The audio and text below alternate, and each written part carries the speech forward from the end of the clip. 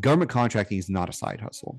The middleman strategy is loaded with pitfalls, with regulations and work share requirements, and then we get into the massive headache of, if you don't understand the industry, you're one mistake away from it costing you thousands and thousands of dollars. As a business owner, if you don't have that mindset, a lot of times you're going to fail. A lot of times you're going to see an obstacle, or there's an RFP and there's an issue, or there's a funding issue, and you're like, well, there's nothing I could do. I'm going to move on to the next opportunity, instead of saying, how do we overcome this? And realizing this is not the last time you're going to run into this obstacle. This is just the first. So if you're walking away from the obstacle now, you're never going to overcome it. What I see for the people who are wildly successful in the commercial market, and then they try to get in government and they fail, is they think the exact same things they're doing in the commercial will be successful in the government.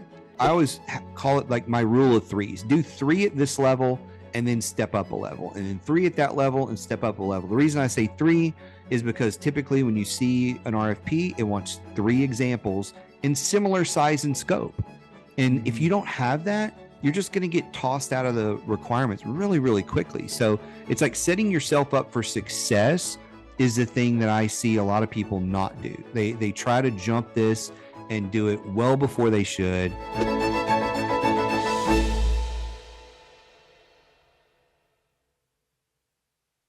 Welcome, everybody, to the next episode of the Construction MF'ers podcast. My name is Scott Peper. I am the CEO and founder of Mobilization Funding. And today we are going to touch on all things government contracting. Get your questions answered, questions asked, find out how you can get the help, the support, the solutions. And I got the perfect guest to walk through that. Michael LeJeune, welcome to the show. Wow, thank you for having me on here. I appreciate it. Absolutely, man. So between the Game Changers podcast that you founded and the host, multiple best-selling books on government contracting, and as the founder of RSM, help me understand, how did you get into the government contracting world? And even more importantly than that, like, find this niche in the government contracting world? Yeah, that's a good question. I think some people know what they want to be when they grow up, and I definitely didn't. So I grew up in Louisiana, where the job options are construction, working in a factory or plant, retail, and welfare. I think those are the top, options. And Not in that order, though. It's probably welfare number one. That's a really high concentration of the population. So I'm from Louisiana, so I can say that. But for me, I wanted to get away from home, so I joined the Army. Traveled all of 4 hours away from home for my whole career. But while I was there, I was working in the Force 21 program, and we were surrounded by government contractors. So I was watching all of my friends who were soldiers transition into government contracting roles. And they went from, barely affording groceries to now they're driving new trucks. And, back then no one had a cell phone. They all had cell phones. So they were just rolling in this money. And I thought, hey, maybe that's what I want to do next. And sure enough, I did. And it led me down a path of working with government contractors, and we were a government contractor, and I kind of learned the ins and outs. And through luck, happenstance, or just, being the last person standing, I wound up running this small software company that sold to the government. And they had actually fired all the employees. They said, who wants the sales job? And I was like, I'll take it. I don't trust anybody. So they put me in charge, and I turned the whole company around. I was like 23, 24 at the time. Didn't know anything about how to sell, didn't know anything about government contracting, and I figured it out. And my partner, Josh, who I work with now, Josh Frank, he was the first person I hired. He was also a soldier. He got out of the Army. I hired him to do sales, and the two of us just crushed it at this small company. And we did that for about 2 years. And then I went away, got out of the market for a decade, and then reconnected with Josh. And he was like, hey, I'm doing this consulting thing, and I'm working with government contractors. And I'm like, well, I'm a consultant, and I've always loved the niche, so why don't I hop in? And that was a little over a decade ago. So yeah. Well, you touched on a good point. You mentioned a lot of people leave the military and get into government contracting, and a lot of people that weren't in the military get into government contracting or have a desire to. We see a lot of opportunities for people trying to enter that space, trying to win contracts awards, submitting RFPs, trying to learn how to submit the RFPs. And some are even getting awarded contracts and then trying to figure out how to finance them. Right. It seems as though there's just as many people that can find some success in that. There's a extraordinary amount that fail. Yeah. Why is that true? And why is that? It's absolutely true. And it's really just a microcosm of society in a lot of ways where a lot of people are failing. And it doesn't matter what business you're in, a lot of people are failing. I was a business coach in the commercial world for, gosh, almost 15 years before I switched back to government. And I've done hundreds of consultations. And I can't tell you how many people were 1 or 2 bad months away from going under, barely paying their bills, like hundreds, if not thousands of consultations. And I saw that across the board. And every now and then there'd be one person that was just crushing it. And to go back to your point there for the military people, what I have found hands down to be the one differentiator is often Marines. Marines get a bad rap for being slow or whatever it is, right? You know, they write with crayons or whatever they like. And I'm an Army guy, we pick on the Marines and all that kind of stuff. But there's something about Marines that they have an attitude that they're just going to get it done. They're going to accomplish the mission. They are going to overcome whatever obstacle is in their way. And that is what I found to be the differentiator with a lot of people. And Marines are just, that is beaten into them that you will overcome and you will accomplish the objective. And as a business owner, if you don't have that mindset, a lot of times you're going to fail. A lot of times you're going to see an obstacle or there's an RFP and there's an issue or there's a funding issue and you're like, well, there's nothing I could do. I'm going to move on to the next opportunity instead of saying, how do we overcome this? And realizing this is not the last time you're going to run into this obstacle. This is just the first. So if you're walking away from the obstacle now, you're never going to overcome this. But again, with the Marines, I've seen them just say, this is in front of me, but it's also between me and the objective. So I've got to fix it, whatever that is. And they don't look at a recession. They don't look at who's in the White House. They don't look at what policy just changed or what just changed in federal acquisition regulations. They just say, this is between me and my objective, and I'm going to make it happen. And if more entrepreneurs did that, they would be wildly successful. So, yeah, I couldn't agree with you more. I think there's a saying, you fail is really part of the game, but quitting is when it's over. Right. And so I think you make a great point there about you just have to keep falling forward, failing, figuring it out, fail at something. Those are just more setbacks than true failure. And just do it fast. You know, like for me, I'm not afraid to fail and learn. That's the thing. Like I'll learn something every single time because that is an issue as well, where some people fail, but they don't learn anything from it. And they just keep repeating the mistake. Like I'll sit down with somebody, you talked about RFPs, and I'll say, well, how many RFPs have you submitted? Well, like a dozen or 2 dozen or 3 dozen. Now, how many have you won? Nothing. Okay. Well, do you think there's a problem with what you're doing in the RFP? Like, why have you submitted 2 or 3 dozen RFPs and not one? That doesn't make any sense to me. Like, why haven't you examined what you're doing? You know, there's something wrong with it. And I've reviewed hundreds of them. It's the layout. It's the wording. It's the fact that they, you know, went and got all these buzzwords and cool sayings to throw in their stuff. And they turned it in and it looks like a 3rd grader did it. You know, there's no formatting. Nothing's not the same. So it's like you can keep turning in garbage. You're going to keep losing. Or let's look at the garbage you're turning in. So like people needing to understand if you're failing, there's a reason and you have to examine it, learn from it, make some adjustments and keep going. That's the only way you're going to succeed. So, you know, talking about general business, I agree with your standpoint. It is, those are just great rules for business and they're definitely applicable in the government space. But we see a subset of successful, otherwise successful business owners. Let's say, you know, been in business 3, 4, 5 years. They're way past the hurdles of the normal ratios where, you know, 50% fail in a year and another 80% fail in 2. You know, they're successful. They're more than earning a paycheck. They have multiple employees. They're feeding families and they're accomplishing work.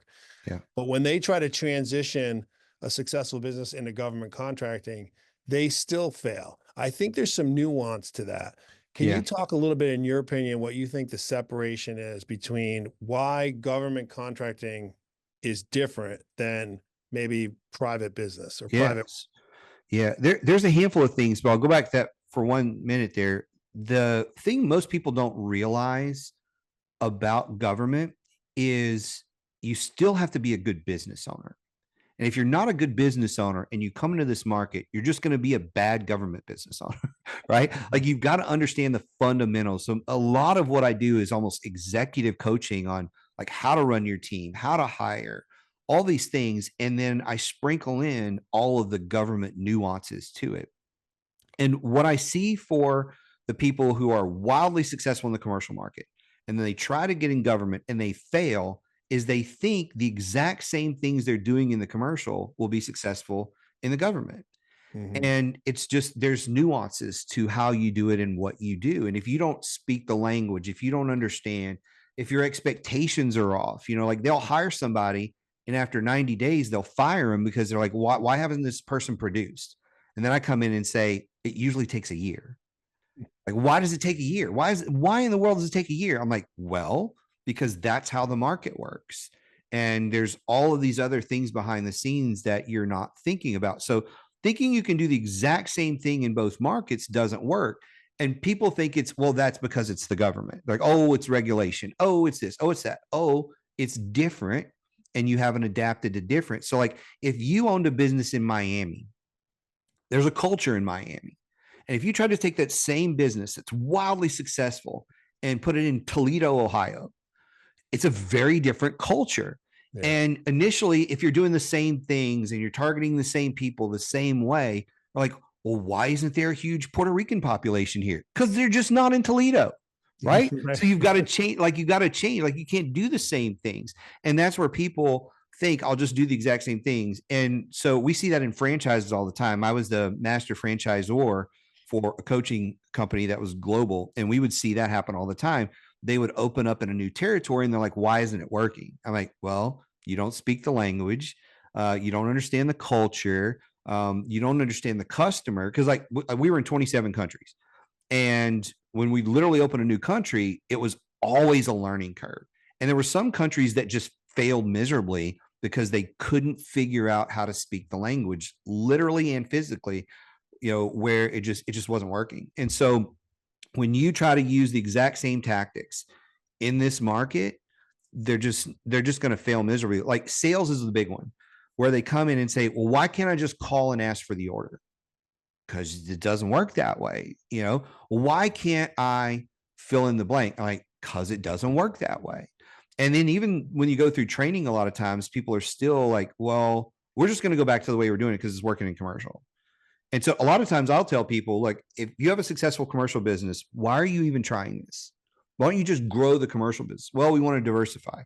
Well, what that really means is you can't figure out how to grow beyond where you are in commercial. So now you think you're going to outsmart your problem by adding government in. And all you're going to do is create a new learning curve that no one understands. Mm-hmm. We just did a training for a company the other day and boggled my mind.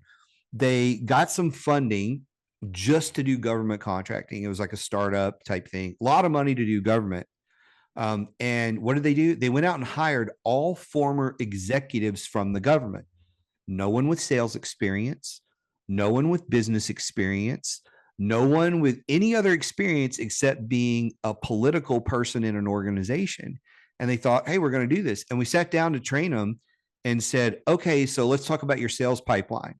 Hand pops up. What's a sales pipeline? So like, does anybody else have that question? Every hand pops up. What is that?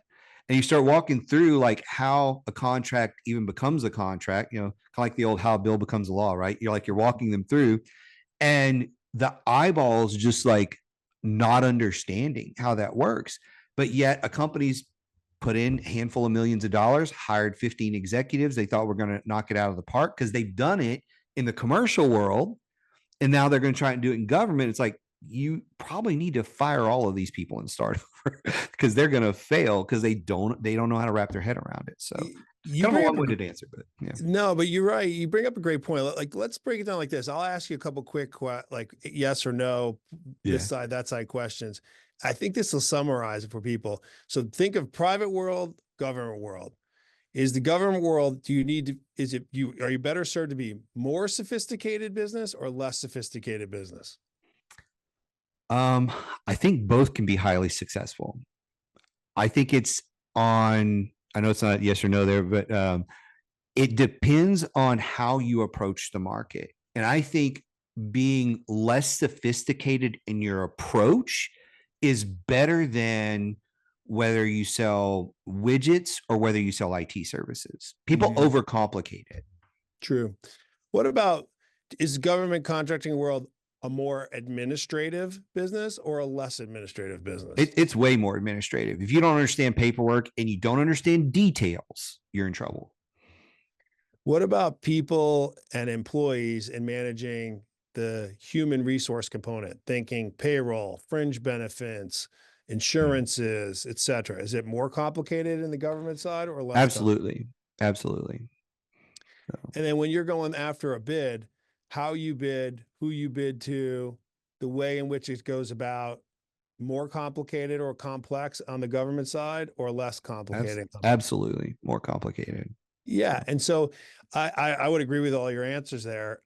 I would say too, the other thing is when you think about going after work, figuring out how you're going to do it, you also have that very complex RFP bidding schedule, which means you need to know your numbers. You not your numbers to win the bid, but you have to know your numbers not only to win the bid, but you have to know your numbers that are executable numbers. Like when you actually do the work, what I bid, like if you're in the private world and you bid a job at X price and you know it's going to be Y margin, and when you execute a series of those jobs and you hit your marks within very low percentages of the delta, high or low, if anything, you definitely hit them or better.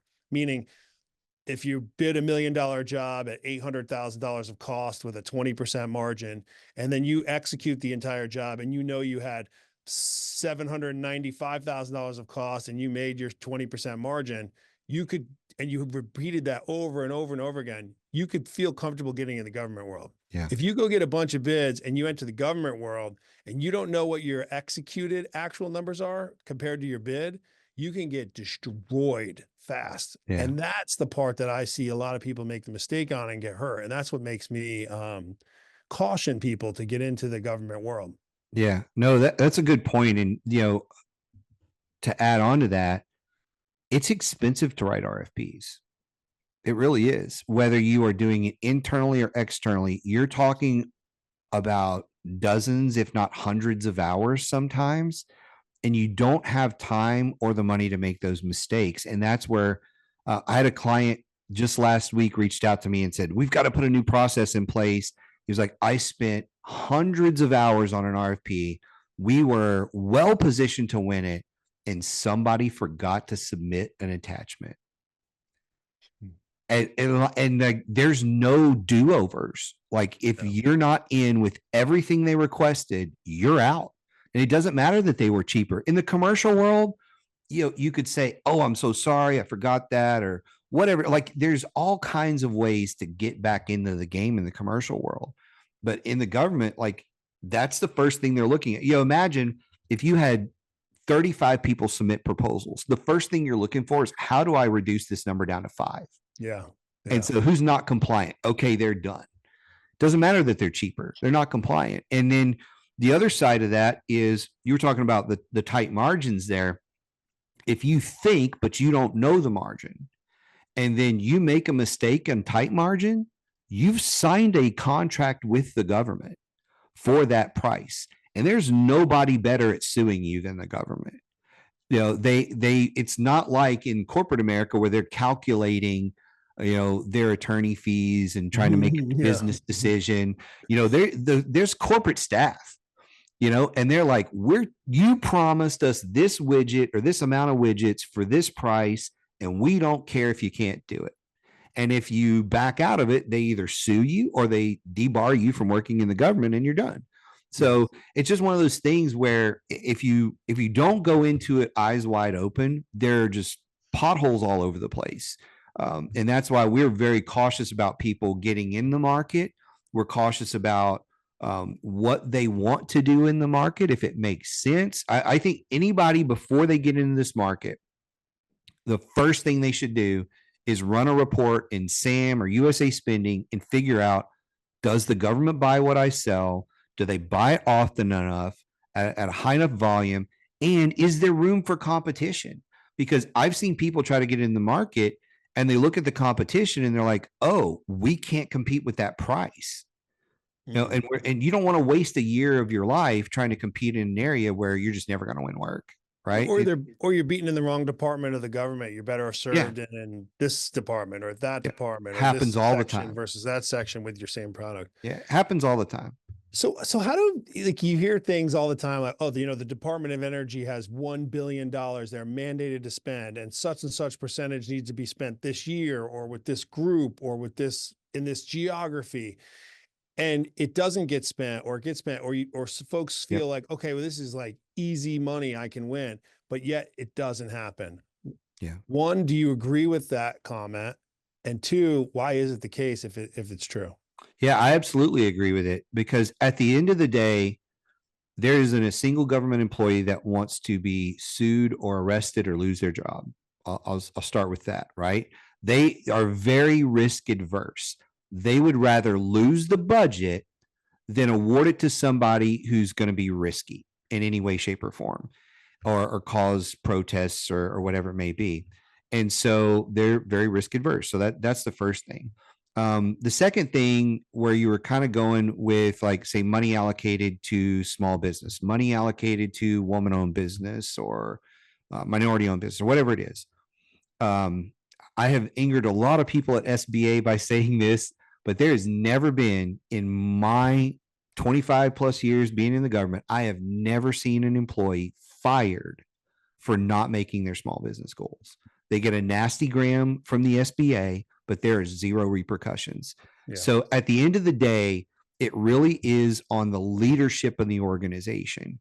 So this director over here, this director over here, this 2 or 3 or 4-star general over there, it's up to them. And that's location by location, or office by office, where if their boss is not concerned about hitting those numbers, they're likely not going to hit them. And I've seen a lot of people, there's a lot of press about, well, they raised this number, and like, they're not hitting the old numbers, so by doubling it is not going to help them hit the goal.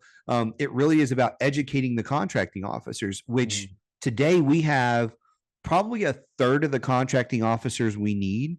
There's probably 2/3 of their billets are open with nobody in them. So they have a massive amount of work. They're low risk people, and they don't want to get fired. And so there is a lot of that. And so they're going to cover their butt as best as they can, do as much work as they can. And come October 1, the chips fall where they fall. And that's just the facts. And in that kind of environment, the way to be successful as a contracting manager is hire someone that can perform the work, which means a documented performance history, or better, someone you've worked with and watched perform inside the government, and do it for the best possible price. That's what you're competing with. So if you're a startup, brand new, and you think just bid away and win, like, you got to remember there's another human who's 100% accountable to who they write those contracts for. And you have to create a performance history. If you can't perform in the public world, you're not going to be able to perform in the private world. If you can't perform on a small job, you're not going to perform on a big job. You got to perform. And I think your point about running a great business and organizing it and understanding your numbers is really the key, because that's the fundamentals for everything, whether it's government or not. Yeah. And I see way too many people step into this market and they start in a higher league than they should. Right. I'm like, you're a startup. You have no past performance and you're bidding on $10 million contracts. Why do you think you're going to win that? And there's rules, right? So, like, I had a client the other day, he sent me an email. He's like, oh, we just lost this bid. Why do you think we lost? And I'm like, well, in the email you sent me, the contracting officer said you had 0 past performance and it required 3. Like, I don't think I have to dig very deep on this, right? Like, it required 3 and you have 0 for this type of work. Like, you can't, why didn't you go get a teaming partner? Yeah. Plus, like, how do you finance that? Yeah.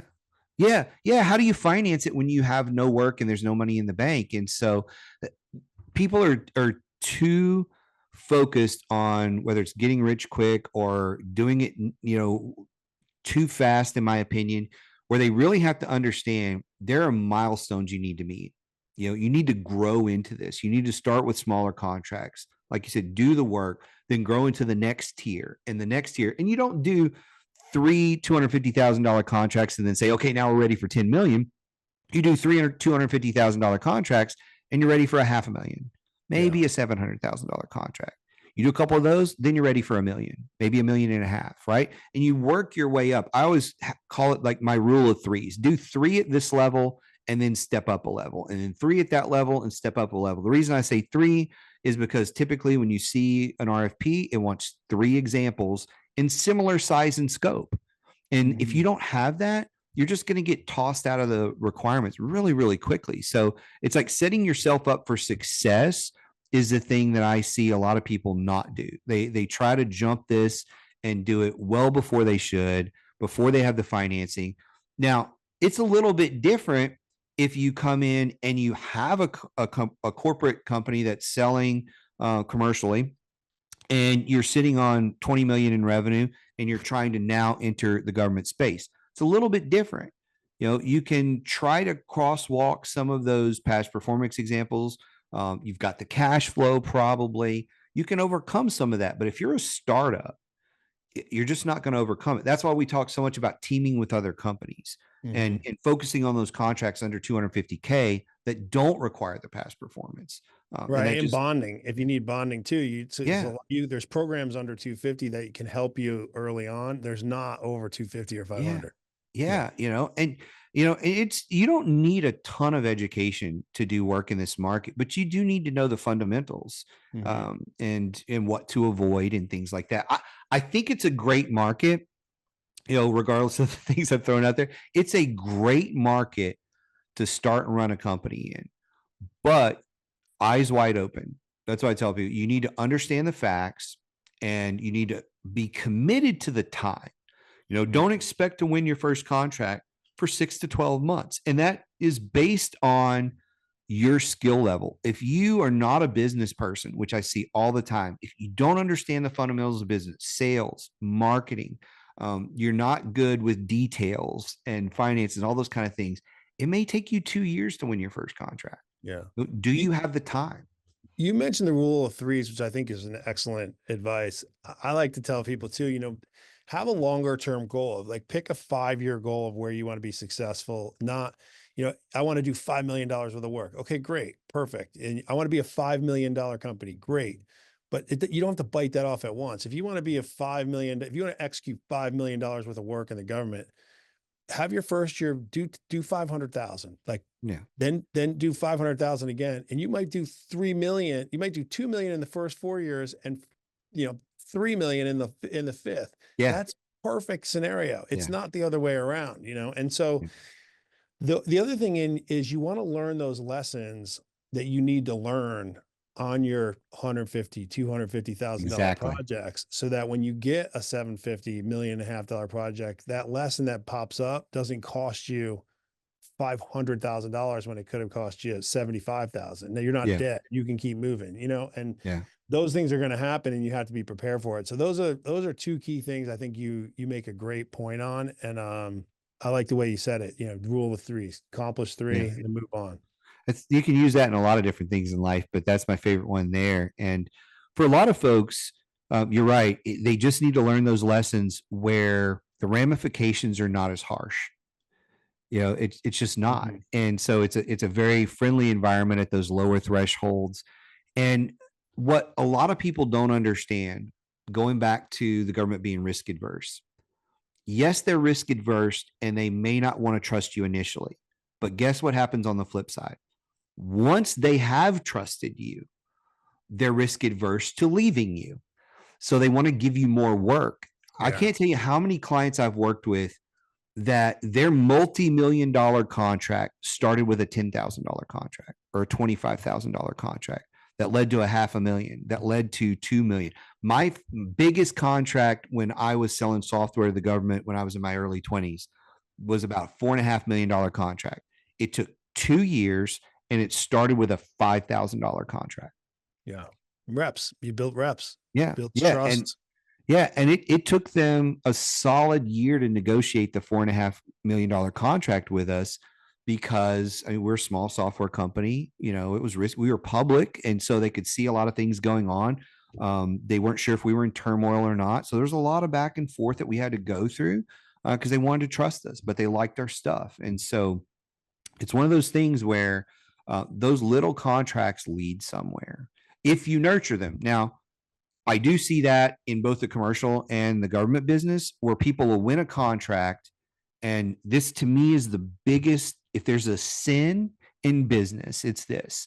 They will win a contract, sign a new client, and then never speak to them again. Like they'll never sit back down with them and say, hey, we did a great job over here. We'd love to tell you about the other 18 things we can do. And then 6 months later, you do it again, and you do it again, and you do it, and you do that for the rest of the time you're in business. Because there's been, I can't tell you how many countless studies that say it is that somebody's bought from you is 27 times more likely to buy from you than a brand new prospect. Yet we're so interested in filling the pipeline with new prospects that we neglect the old ones. And so if you're doing a mediocre business with the people you've already served, like it's not going to help. And if you're afraid of their information, their feedback, that's not going to help your business. So it's great if you walk into an organization and they say, the reason we're not interested in really talking to you today is because your team sucks.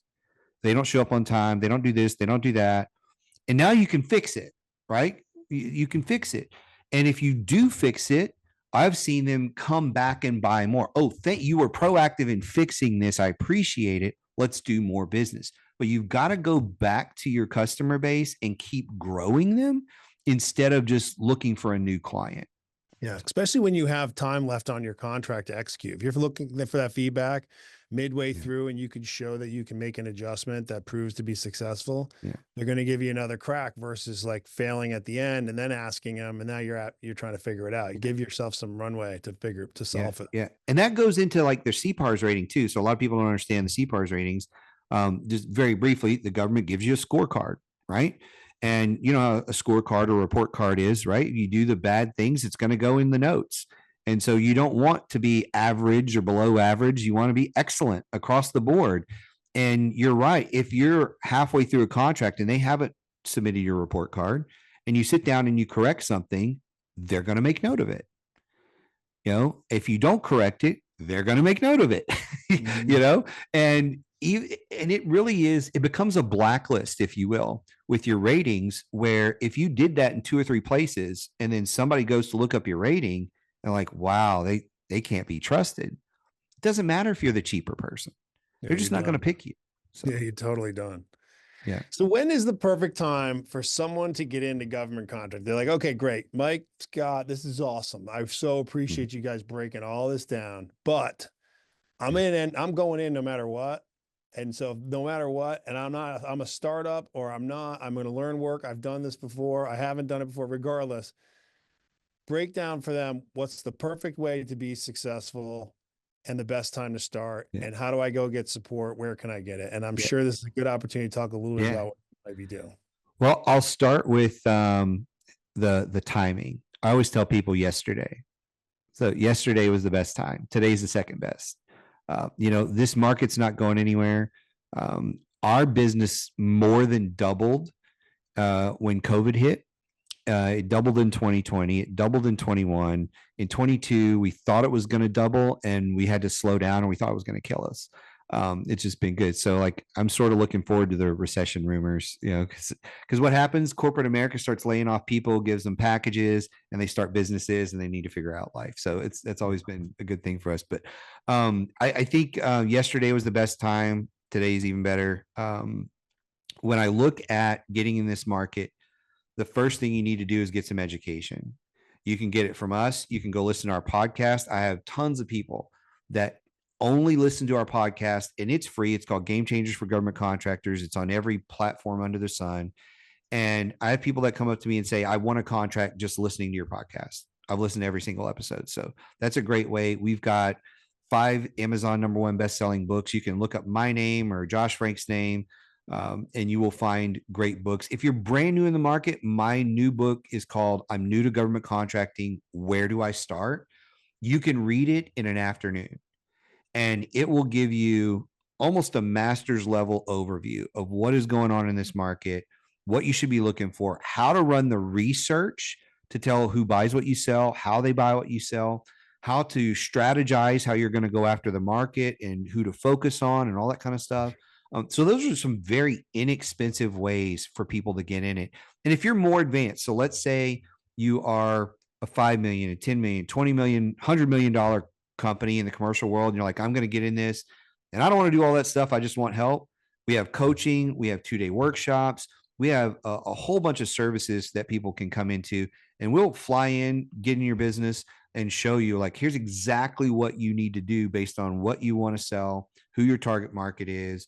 And we'll clear up those answers. Like, you may think your target market is Department of Transportation, but we may say, no, it's really Department of Energy. And here's why. So we'll help clear up all of that kind of stuff. So that's a couple of ways. People can reach us by just going to rsmfederal.com or federalaccess.com. Either one of those are a great place. So, or find me on LinkedIn. I recommend you follow me on LinkedIn. I post a whole lot of stuff on there for free too. So yeah, pointing yourself in the right direction is at least half the battle. I mean, going in the wrong direction, we know is not helpful. Yeah. And I would say one last thing on that. If you're brand new, please don't go spend tens of thousands of dollars with anyone, including us. Grab some of the free resources, and there's some state and federal free resources. Those are, I mean, they all have their place, but there's so many podcasts, there's so many books. For a handful of dollars, you can get a great education in this market and prep yourself. I mean, even if you just spent a couple of weekends, it's a very small investment for a lot of the resources you need. Do that. Don't go and spend $15,000 on somebody to show you how to do your SAM registration, right? Like I had somebody call me the other day and said, I spent $15,000 on somebody who registered me in SAM in the small business directory. Yeah. So I think a lot of times, I don't know, my personal opinion on that. I think people spend money in those situations because it makes them feel good, like they're doing it. And it's usually an avoidance of just doing it yourself or learning 100%. The hard way, or taking your advice that you just mentioned, which is just get on there. There's so much free advice that's there, that's good and knowledgeable from people that have done it before. That's my biggest suggestion. Find people that are doing what you want to do before and accomplish it. And then it's just a matter of whether you have the discipline to do it yourself, grasp it. And if you can then hire someone to help you once you have a general understanding, that's a total different ballgame. But to just do it for you is tough. Yeah. I think people are, especially if you've never run a business before, people are overly optimistic at how successful they're going to be. And they don't understand how much money growth consumes. Growth consumes cash like nothing else in your business. And if you are hiring out people, you're going to be in trouble really fast if you don't have revenue coming in, because you have a negative out of the gate. And I do see this as a very big problem for people that were, not to pick on them, but I'm going to pick on them, were officers in the military that had assistants and staff, where they are often the client that I'll get on the phone with, and they've got 3 assistants. They got a marketing person, a salesperson, and an admin person. And I'm like, so how much revenue are you guys doing? Oh, we don't have any. Like, why do you need somebody to run your schedule? You have nothing on it. Like, you need to get over that. You need to do some of this yourself until you get to a point where it makes sense. Because even if you had retirement money or your 401k that you're going to liquidate, you are going to burn through that faster than you can imagine. And again, people are overly optimistic. I've seen it thousands of times. So I know it's extremely rare for somebody to burn that much cash and be successful, because at some point they take a job and that pulls them out of the business. Now they're not working in the business anymore. They're paying staff. So you just got to be very careful. Again, basic business, when you go in, you don't want the business to be a negative. At a minimum, you want it to be zero. You don't want it to be cash flow negative, but we're trying to get positive. And if you've got, $10,000 a month in payroll, it's hard to deal with that. So and it's relentless. It's relentless. It never stops. It's coming every time. No, it's good advice. Well, let's go to what I like to call a little fast round. Some just pick your brain, quick question. Your first answer comes to your mind. All right. Yep. What's the best business advice you've ever received? Take it slow. Slow down. Like you got to be patient. And the other half of that is to be in it for the long game. So, Yeah. What's your favorite business related book that you didn't write yourself? that I didn't write myself. So it's a kind of a two-part thing. So I liked Trump's The Art of the Deal. I liked that book. That got me into reading. That was back in like 2001, 2002. But it led me to Tony Robbins' Awaken the Giant Within. And first 28 pages of that book changed my life. So, Yeah, that's an awesome book. yeah. Tony Robbins, that book is great. I actually love the Trump's book, The Art of the Deal, too. It's great Yeah. stories in there. Just, I mean, Yep. it's just good, old school. Yeah. What's the most underrated skill you feel like in this industry? By far, the ability to do research. Like you're constantly researching things. And if you are not good at researching and connecting the dots, you're just not going to make it. I love that. You know, to spin on something you said before in that answer, the research, like be aggressive with your research, be super aggressive figuring it out each day, but be patient looking for the answers. Mm-hmm. When you find the answer in the direction, then be urgent in executing on it, but be patient, big picture wise, think 5 years out. Remember that, do things in threes. If you did $2 million worth of work in the first 4 years and 3 million in the last, and then you're on a $5 million run rate by year 6, that would be a huge victory. And people would look at that as very much success versus 5 million, 1 million, huge mistake, 2 million, 4 million. People don't want to see that. Yeah. And I one final thing that I always tell people is especially for new people, I always tell them, think of the rule of 300.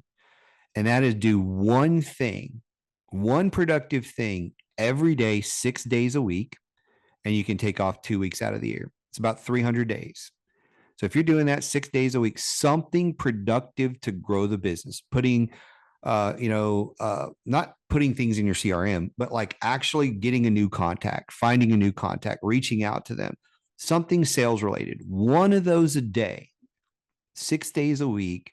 Again, gives you off Sunday, gives you 2 weeks for vacation. You do 300 things in a year. I would be surprised to see you not succeeding. But most people do like 1 or 2 productive things a month, and that's the problem. You need to do 1 a day. So, yeah, I couldn't agree more. Well, Michael, last question for you. What did I not ask you that I should have? oh, that's a good one. Maybe. Here's a good one. What do I think about the middleman strategy? You want me to soapbox on that for a second? Let's go. That has been a huge thing on social media by a lot of people recently. This whole middleman strategy. It's basically the concept where you're going to find a contract, win the work, and then sit at home in your underwear while somebody else does the work. Right? That's the whole concept. Right? You're not going to lift a finger. You're just going to win the contract. And it is very appealing to a lot of people, especially the folks who are working a 9 to 5. They're thinking this is going to be a side hustle, and this is how they're going to, free themselves and their family. Government contracting is not a side hustle. The middleman strategy is loaded with pitfalls, with regulations and work share requirements, and then we get into the massive headache of if you don't understand the industry, you're one mistake away from it costing you thousands and thousands of dollars. I'll give you a quick story. We had this one client one time. He won a plumbing contract with the government. They wanted these plumbing parts. So think like PVC, like connectors, right? Yep. And the government bought like 10,000 of these connectors, and they shipped it. And then they were waiting on their net 30. Net 30 comes, no payment. 60 comes, no payment. 90 comes, no payment. And they've paid for all of this.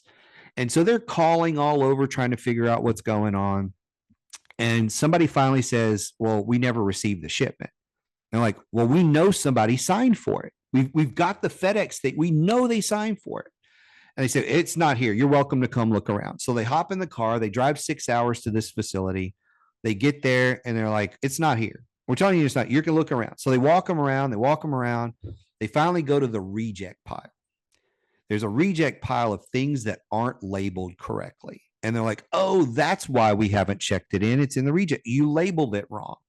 You put one label on the outside of the box, and your contract requires one label per part. So you were supposed to label all 10,000 parts, and you only put one label on the box.